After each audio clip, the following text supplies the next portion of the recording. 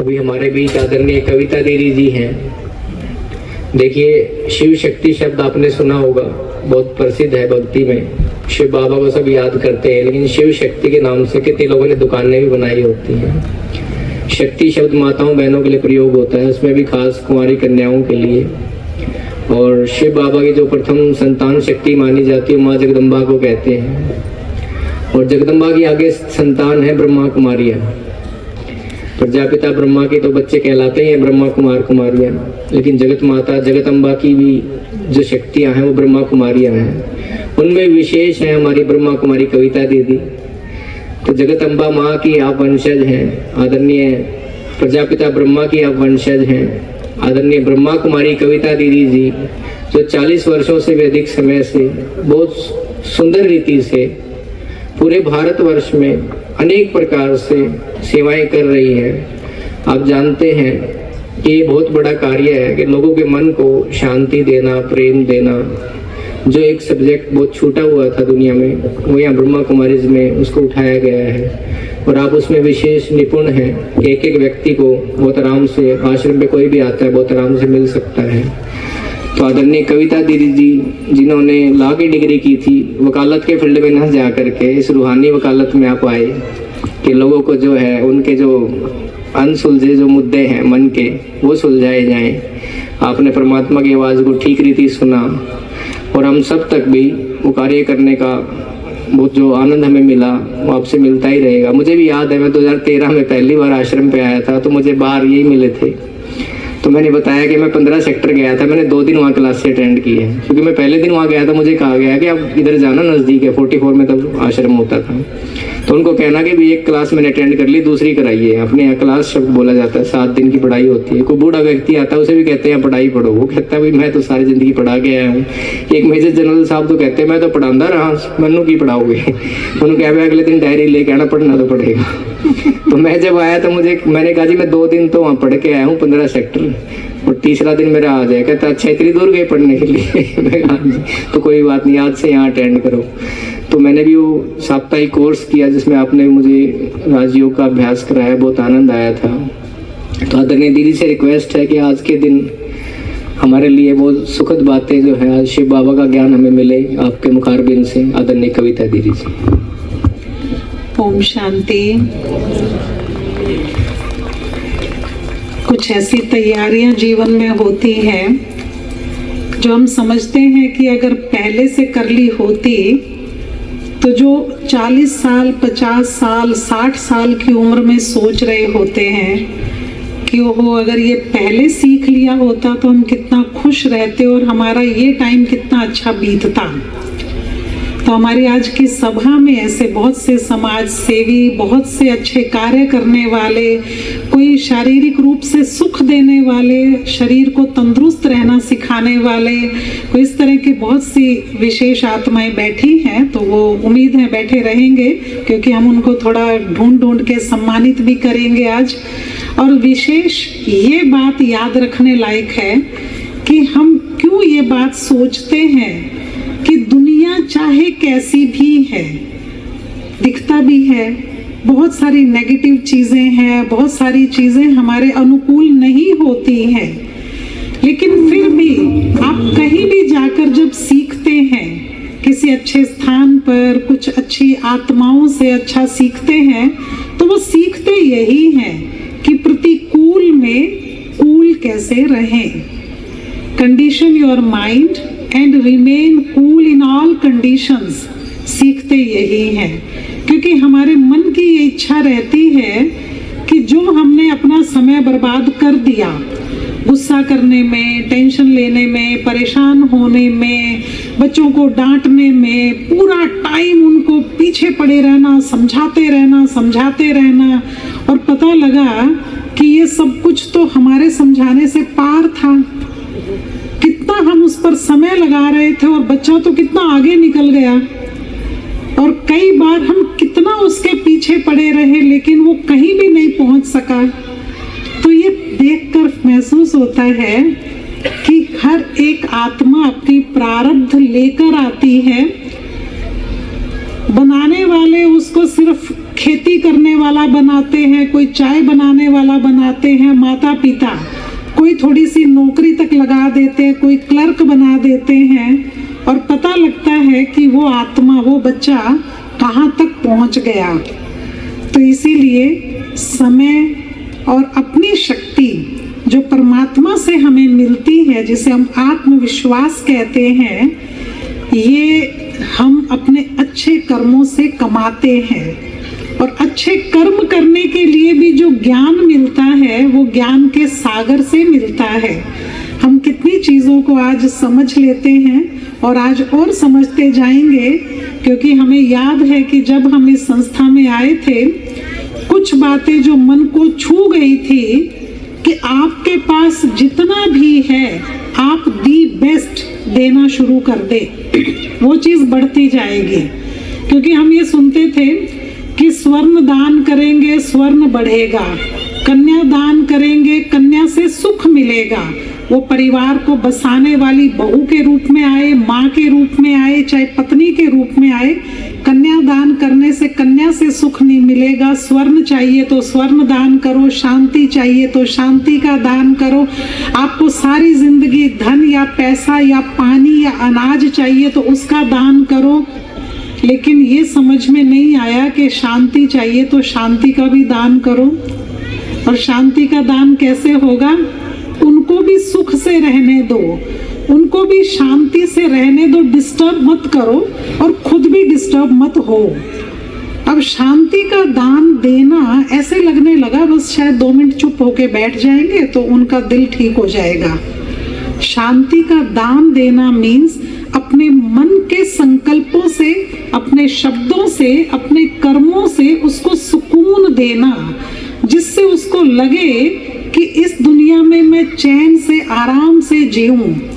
ऐसा करके देखिए, कोई बहुत टेंशन में है, परेशान है, और उसके पास खड़े होकर उसके कंधे पर हाथ रखकर आप उसे कहकर देखें कि मैं हूं आपके साथ। उसे इतना रिलीफ मिलेगा। चाहे आप क्या कर सकते हैं, कितना कर सकते हैं, तो भी मेरा आपके साथ होना, लोग इसे मोरल सपोर्ट कहते हैं, और मोरल सपोर्ट भी स्पिरिचुअल पावर से आती है। हम बचपन में एक बात सुनते थे, हो सकता है आपने कहीं सुनी हो, किसी कमांड हॉस्पिटल में एक पेशेंट एक वार्ड में थे, तो वो काफ़ी टाइम से थे और पता लगा कि उनको शायद कुछ ऐसी डिजीज़ है जो बचने की उम्मीद नहीं है। तो उसी वार्ड में एक और पेशेंट आया, और उस पेशेंट के आने पर ये जो पुराने पेशेंट थे, समझो दिनेश नाम है या कुछ भी उनका नाम है, तो जो पुराने पेशेंट है नंबर 1, तो वो उनके आने से खुश हुए। और पता चला कि जो नया पेशेंट आया है उसकी रीढ़ की हड्डी में बहुत इंजरी हुई है, तो उनकी कमर, उनका सारा शरीर, उनके हाथ पांव भी प्रॉपर काम नहीं कर रहे, और वो सिर्फ लेटा हुआ था, कुछ वेट लटकाया हुआ था, वो करवट भी बदलना उनका मुश्किल था, उनकी बैकबोन में बहुत ज़्यादा इंजरी थी, तो उनको टाइम लगना था। अब समय लगना था तो उन्होंने कहा शायद महीना भर तक ही ऐसे लेटे ही रहेंगे।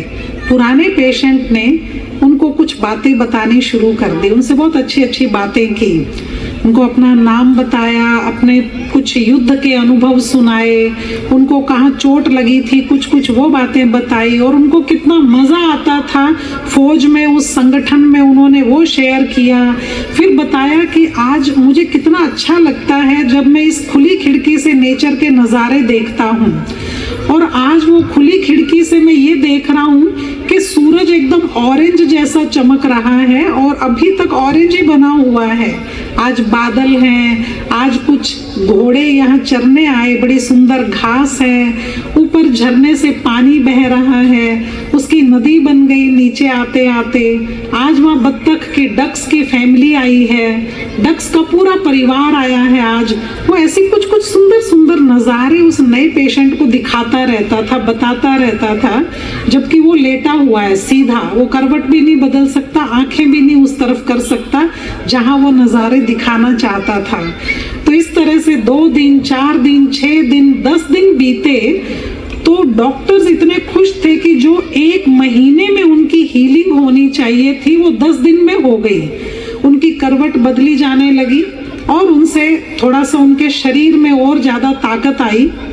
अब ये हीलिंग एनर्जी जो उनकी दवाई के साथ साथ उनकी बहुत पॉजिटिव बातों से हो रही थी, इसको बड़ा अज्ञात सा था, कोई नहीं जानता था इस बात को। और इस तरह करते करते 15 दिन में और चेंज आया और उनको बड़ा अच्छा लगने लगा। उन दोनों की बहुत दोस्ती हो गई। जब तक वो एक दूसरे से गुड मॉर्निंग नहीं करते थे, अच्छी बातें नहीं करते थे, कुछ और अच्छी अच्छी बातें शेयर करते थे तो चैन ही नहीं आता था। तो दिन में कई बार वो बात करते थे, कई बार वो साइलेंस में एक दूसरे से अच्छे दुआएं देते थे। तो बहुत अच्छा समय बीता।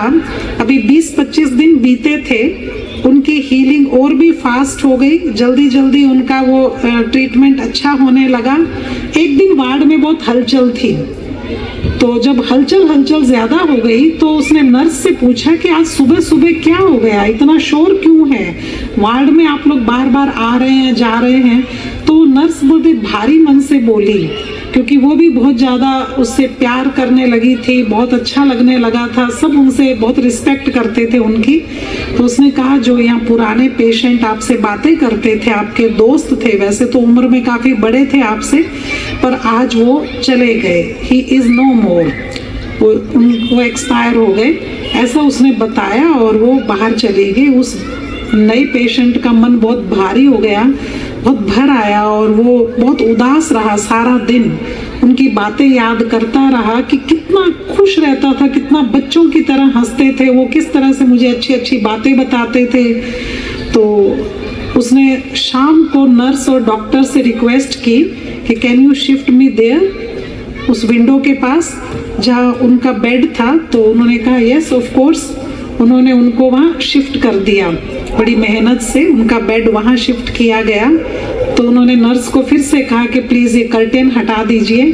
जब वो कर्टेन हटाया, वो उस विंडो के पार देखना चाहता था कि शाम के बाद शाम का कैसा नज़ारा है, जैसे वो मुझे बताते थे क्या वही नज़ारा आज भी है। तो उन्होंने कर्टेन हटाने को कहा तो देखा कि उस खिड़की से सामने वाले वार्ड की सफ़ेद दीवार नज़र आ रही थी। वहाँ कोई डक्स नहीं, झरने नहीं, घोड़े नहीं, घास नहीं, सूरज नहीं, कुछ नहीं था, सिर्फ प्लेन दीवार नज़र आ रही थी। तो वो बड़ा हैरान हुआ। उसने कहा कि मेरा दोस्त इस खिड़की से देख देख कर मुझे बड़े सुंदर नज़ारे बताता था, वो नज़ारे कहाँ हैं? वो यहाँ से देखता था और मुझे बताता रहता था और उनके पीछे मुझे कहानियाँ भी सुनाता था, तो वो नज़ारे कहाँ से देखता था? ये तो कुछ भी नहीं है। उनकी बात सुनकर नर्स बहुत ज़्यादा शॉक थी। वो हैरान हो गई कि ये कैसे हो सकता है। आपको पता है वो जो पेशेंट है वो 20 साल से ब्लाइंड थे। 20 साल पहले एक इंजरी हुई थी, वो आंखें खो बैठे थे। तो जो 20 वर्ष से ब्लाइंड है, 20 वर्ष पहले के देखे हुए नज़ारे उनके सबकॉन्शियस माइंड में इतने ताज़ा थे कि वो सिर्फ अच्छी ही अच्छी चीज़ें शेयर करते थे। अब सोचिए कि जिनके पास अपने नेत्रों का अभाव है, शरीर कमज़ोर है, बेड पर है, कितना अभाव ही अभाव है, फिर भी देने का भाव है कि जो मेरे पास है उनको मैं कुछ तो दे दूं, जिससे दे सकता हूँ, अपनी जुबान से, अपने मन से, बुद्धि से, जो मैं दे सकता हूँ वो तो मैं दूं। अब ये स्वभाव, ये नेचर परमात्मा पिता की है। वो सिर्फ देने के लिए बंधा हुआ है। God gives and forgive, man gets and forget. लेते हैं और भूल जाते हैं, कुछ भी याद नहीं रहता उनको। तो इसीलिए बहुत ज़रूरी है कि हम अपने पिता जैसा स्वभाव बनाएं, अपने पिता जैसी नेचर बनाएं। हमारा भारत और भारत की संस्कृति इसके लिए प्रसिद्ध थी। बहुत विशाल भारत, और कभी किसी पर हमला नहीं किया। लेकिन समय बदलता गया और फिर इसी बात को कमजोरी कहा गया। लेकिन अभी भी हम सब में देवताओं जैसे गुण हैं, अपने परिवार में तो यूज करें। बच्चों को देते हैं, अपने ही बच्चों को, और उन पर इतना एहसान करते हैं, हमने तेरे लिए ये किया, हमने तुम्हारे लिए वो किया, ऐसा किया वैसा किया। ये तो वो भूल ही गए जो कहा करते थे हमारे बुजुर्ग, नेकी कर दरिया में डाल, ऐसे कहते थे ना। वो कहाँ गए नेकी कर दरिया में डाल? क्योंकि आत्मा इतनी पावरफुल थी कि कितनी भी नेकी करते जाओ, दरिया में बहाते जाओ, मीन्स आत्मा बहुत पावरफुल है और नेकी करेगी, आदत है उसे, वो देती ही रहेगी। तो इसीलिए शब्द थे नेकी कर दरिया में डाल। फिर थोड़ा चेंज हो गया, फिर हो गया नेकी कर कुएं में डाल, क्योंकि अब इतनी ज्यादा तो कर नहीं पाते जो दरिया में बहा दे, तो कुएं जितनी करते हैं कुएं में डाल देते हैं और दूसरों को दिखाते रहते हैं, देखो मैंने कितनी नेकी की है, वहाँ मंदिर में मेरा नाम लिखा हुआ है, वहाँ गुरुद्वारा साहब में भी मेरा नेम प्लेट लगी हुई है कि इसने फलां फलां कमरा बनवाया, उसने ये लगवाया, उसने वो बनवाया। तो वो कुएं में डाल जितनी नेकी करते और वो सबको दिखाते रहते हैं। फिर और परिभाषा चेंज हो गई, फिर हो गया नेकी कर खड्डे में डाल, थोड़ा सा खड्डा खोदते हैं, उतनी सी नेकी करते हैं, खड्डे में डाल देते हैं, और जब कोई कहता है निकाल के दिखा देते हैं। आत्मा कमजोर हो रही है, नेकी की क्वांटिटी कम होती जा रही है। अब लेता है मुझे कोई दे, मैं ही क्यों देता रहूं, और अब तो इतनी सी रह गई है, बस नेकी कर पॉकेट में डाल, तुरंत पॉकेट में से निकाल के दिखा दो। अब इतनी सी नेकी करते हैं, और वो भी किस पर? एक बच्चा है सिर्फ उस पर, बड़ी मेहनत करेंगे, उसको विदेश भेज देंगे, बड़ा पैसा कमाएंगे, सारा पैसा लगा के, और फिर याद करते रहेंगे, देखो कैसा है, फोन भी नहीं करता। अब जब जरूरत होगी ना तब फोन करेगा, बस वो पॉकेट में डालने जितनी नेकी की उधर ही की, थोड़ी सी जगह पर, और उसको भी याद कर करके रोते रहते हैं। फिर से अपना स्वभाव चेंज करके देखें, ये भी तो प्रैक्टिस की ना, स्वार्थ की, दुखी रहने की, चिंतित रहने की, कहीं ना कहीं नुक्स निकालते रहने की। तो ये प्रैक्टिस इतनी ज्यादा हो गई कि इसी से परेशान हो गए। अब प्रैक्टिस चेंज करें, क्योंकि मेरा पिता सागर है, शांति का, प्रेम का, आनंद का, ज्ञान का, इसीलिए वो सदा आनंदित है, खुश रहता है, और हम उसी की संतान हैं। अगर हम अपने में ये चीज भर लें कि वो देता रहता है, तो मुझे भी देने का संस्कार बना लेना चाहिए। इसीलिए आज का दिन, शिव जयंती का दिन इतना विशेष है कि जो जो चीजें हम शिव बाबा पर अर्पित करते हैं, वही हमें ये डायरेक्शन देता है कि ये जो अर्पित कर रहे हो, ये लेके वापस मत जाना। किसी को दान देते हैं तो दान दिया हुआ वापस थोड़ी लेते हैं। अब आज वहाँ स्पेशल दुकानें लग जाती हैं मंदिर के बाहर, जिसमें धतूरा, भांग के पत्ते और सब चंदन और चीज़ें और केला और बेर और दूध, पानी, सब चीज़ें वहीं अवेलेबल होंगी। पहले चीज़ें आप लेकर आते थे ढूंढ ढूंढ कर, अख का पौधा, अख का फूल, ये सब वहीं अवेलेबल होगा। अब इतनी नई तरह की चीज़ें हम भगवान पर क्यों चढ़ाते हैं? सुंदर फूल, बढ़िया फल, ऐसा नहीं, बेर जैसा ही फल चाहिए। तो इसीलिए उन चीज़ों को आज थोड़ा सोच के देखें कि साधारणता हम भगवान पर अर्पित करते हैं। बेर जैसा फल, दूध में बहुत सारा पानी, ये बिल्कुल साधारण चीज़ है, और भगवान ये चाहता है कि ये साधारणता मीन्स ऑर्डिनरी थॉट्स, ये भगवान पर अर्पित कर दे। ऑर्डिनरी थॉट्स क्या होते हैं? कल क्या खाया था, आज क्या खाना है, कल क्या पहन के गए थे, आज क्या पहनना है, खाना पीना, पहनना, फैशन, सोना, बस इन्हीं पर ध्यान लगाए रखना। जो महान लोग हुए हैं वो इन चीज़ों से पार रहे हैं। आप सोचिए, मदर टेरेसा ये सोचती रहे कभी कि कौन सी साड़ी पहनूं, कौन सा पर्स उठाऊं, कौन से सैंडल पहनूं, तो वो मदर टेरेसा नहीं होती। डॉक्टर अब्दुल कलाम अगर यही सोचते रहते, खाना पीना, पहनना, ओढ़ना, तो डॉक्टर अब्दुल कलाम नहीं होते। ये तो अभी ताज़ा बातें हैं। जितने भी हम पुराने हीरो मीन्स जिन्होंने विशेष कार्य किए हैं दुनिया में, वो इन ऑर्डिनरी बातों से दूर रहे हैं, साधारण वेस्ट बातों से दूर रहे हैं। तो इसीलिए ये बेर, दूध में पानी, ये बड़ी साधारण चीजें आज अर्पित करके ही उठेंगे यहाँ से। और इससे थोड़ी सी अलग और थोड़ी सी खराब चीज है, वो है धतूरे जैसा फल, यानी कड़वाहट। कितनों के दिल दुखाए होंगे अब तक? याद कीजिए, सुबह से अब तक या पिछले 10 साल से अब तक उसने इतनी सी बात कही कुछ समझाने के लिए, तो जब तक उसको कुछ तीखी बात नहीं कह दे, जब तक उसे चुभ नहीं जाए, उसके अंदर कुछ हलचल ना हो जाए, आग ना लग जाए, तब तक शांति नहीं मिलती।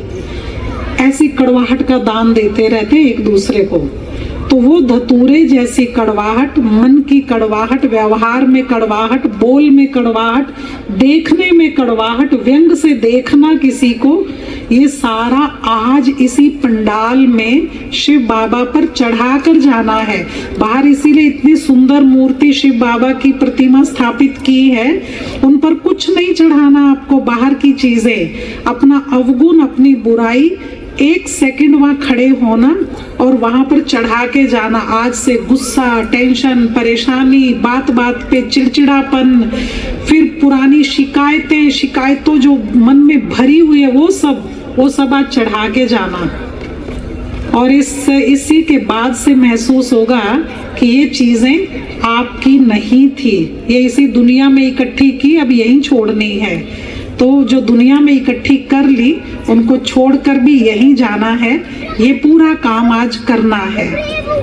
आज हमें स्पेशल याद है, स्वदेश तलवार जी हमारे बीच में है, इन्होंने स्पेशल कहीं पढ़ा और सुना इनकी वाइफ ने कि जी आपने ना वो स्ट्रेस चेक करने की मशीन लगाई थी सेक्टर 33 में। तो मुझे याद आया, मैंने स्पेशल रिक्वेस्ट की, वो भाई बैठे हैं बाहर और स्ट्रेस नहीं चेक करते, वो मन की शांति चेक करते हैं। और स्ट्रेस तो उसकी अगली चीज है, क्योंकि एक जगह बड़ी अच्छी बात कही थी कि आपने बहुत खूबसूरत मूर्ति बनाई। तो आर्टिस्ट ने उत्तर दिया कि मूर्ति तो इसके अंदर ही थी, मैंने तो सिर्फ बाहर का जो वेस्ट था वो झाड़ दिया, मूर्ति तो इस पत्थर में ऑलरेडी थी। तो शांति हमारे अंदर ऑलरेडी है, सिर्फ जो बाहर वेस्ट की धूल जम गई है, सिर्फ वो यहाँ झाड़ के जानी है। तो सिंपल सी छोटी सी सुंदर सी मशीन है, उसमें थोड़ी देर उंगलियां रखो तो आपके शरीर में जो हलचल हो रही है स्ट्रेस की वजह से, वो उसको माप देती है। लेकिन क्योंकि ये थोड़ा आराम वाला प्रोसेस, आप सारे 400 लोग तो नहीं करा पाएंगे, लेकिन अच्छा लग रहा है, कई वहाँ आराम से बैठे हैं, करवा रहे हैं अपना स्ट्रेस चेक। लेकिन आपको स्ट्रेस हो ही नहीं जो चेक करना पड़े। तो ऐसे हम दुआ करते हैं आप सबके लिए। आज हम उस परमात्मा पिता के साथ सुंदर व्यवहार करने के लिए, सुंदर संबंध जोड़ने के लिए, तो धतूरा, भांग के पत्ते यानी ईगो, नशा, ये सब छोड़कर जाएंगे। क्योंकि भाई साहब नशे के क्षेत्र में बहुत बड़ा काम कर रहे हैं, वो बताएंगे हमारे सुधीर भाई। अब वो बाहर का नशा भी तभी करने को दिल करता है जब अंदर इतना नशा है, झूठ का, अहंकार का, गुस्से का, ईर्ष्या का। अब ये जो नशा है, ये जो अवगुण है, ये इतने ज्यादा बढ़ गए हैं कि इसको कंपनसेट करने के लिए फिर बाहर का कोई ना कोई नशा करना पड़ता है। तो इसीलिए आप सभी वो अवगुण अपने आप को समझा के यही छोड़कर जाएंगे, तो आपको खुद लगेगा जिंदगी सरल हो गई है। कितना इजी है सरल हो जाना, मीन्स कुछ कभी क्षमा मांग ली, कभी क्षमा कर दिया और अपने जीवन के रास्ते को सरल कर लिया, ये इजी है।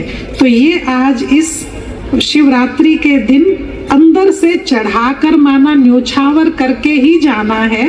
तब महसूस होगा कि बेलपत्र ऐसी चीज है जिसमें 3 पत्तियां हैं, मन, बुद्धि, संस्कार। 3 पत्तियां हम आत्मा की 3 फैकल्टीज हैं। तो मन, बुद्धि और संस्कार हमारे वैसे ही काम करेंगे जैसे प्यारे पिता के। परमात्मा का मन कैसे सोचता है, दया और कृपा से भरा हुआ मन। कितनी प्यारी बुद्धि जो सिर्फ ये डिसाइड करती है कि सबका भला कैसे हो। वो बुद्धि मेरी होनी चाहिए क्योंकि मेरे फादर की वैसी बुद्धि है। संस्कार मेरे वैसे ही होने चाहिए जैसे मेरे पिता के संस्कार हैं। ये इजी है, ऐसा करते रहेंगे तो सेवा भाव बना रहेगा, दिल करता रहेगा सेवा करने को। जैसे हमारे प्रेमलता जी का, इनको जब सहज भाव से भी कोई चलते फिरते भी कह दो तो इनके अंदर इतनी जागृति आ जाती है, इतनी ऊर्जा भर जाती है कि बस ये सेवा तो करनी ही है। तो बहुत बहुत अच्छी आत्मा है ये जो इस क्षेत्र के लिए बहुत अच्छा कार्य कर रही हैं। तो परमात्मा पिता आज आप सभी को इतना अपने आशीर्वाद से, अपनी दुआओं से भरपूर कर दे कि आपको लगे कि ये मुझे विशेष रूप से करना है। तो अपने अंदर जो चेंज आए उसको देखने के लिए आप तैयार रहें। और अभी हम 2 मिनट सीधे बैठकर एक सुंदर अभ्यास करेंगे।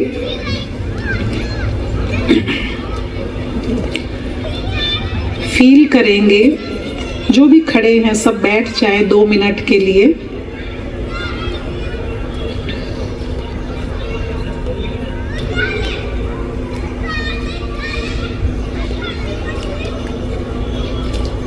प्यारे पिता से अपना संबंध जोड़ने के लिए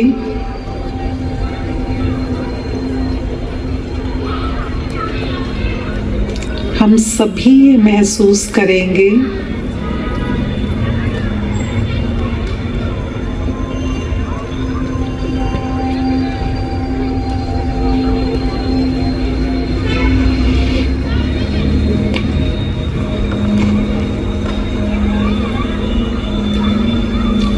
आपके चारों तरफ प्यारे प्रभु की छत्र छाया है, उनकी किरणें अपने ऊपर महसूस करें। फील करें मस्तक में चमकती हुई आत्मा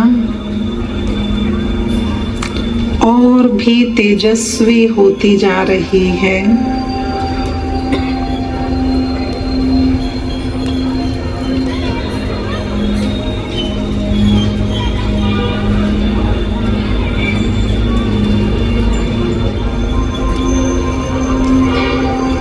अपने आप को कह दें कि मैं शांति के सागर की संतान हूँ, शांत आत्मा हूँ।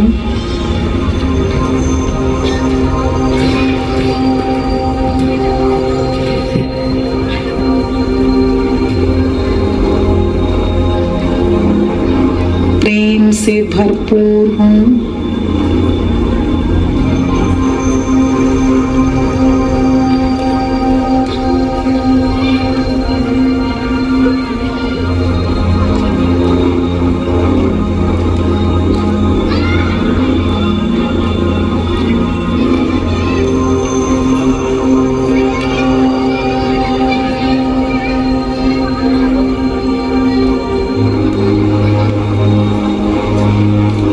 चारों तरफ एक लाइट का ऑरा फील करें।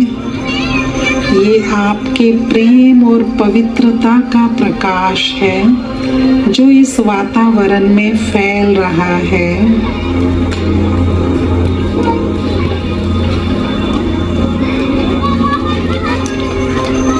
फिर से खुद को याद करा दें कि मैं शांति के सागर की संतान, शांत आत्मा हूँ। सभी एक साथ प्यार से उच्चारण करेंगे और अपने चारों तरफ एक लाइट का घेरा, शांति के प्रकंपन महसूस करेंगे। एक साथ ओम का उच्चारण।